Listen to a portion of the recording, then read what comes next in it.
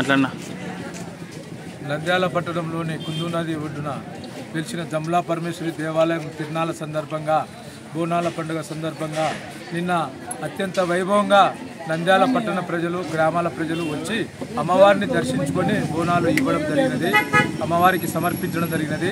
పండగ అయిపోయిన మరుసటి రోజు మరి కొన్ని దశాబ్దాల నుంచి ఈ రజకులకు గాడిద పందాలు ఏర్పాటు చేశారు.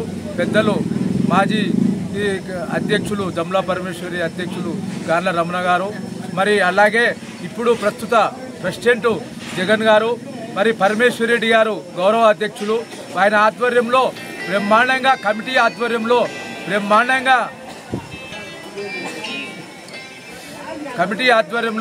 బ్రహ్మాండంగా ఈ గాడిద పందాలు నిన్న తిరునాళ్ళ అత్యంత వైభవంగా వేలాది మందిగా భక్తులకు అన్నదానం జరిగినది.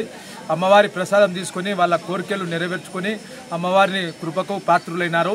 మరి ఈరోజు కూడా మరి గాడిద పందాలు జరుపుతున్నాము తిరునాళ్ళ సందర్భంగా.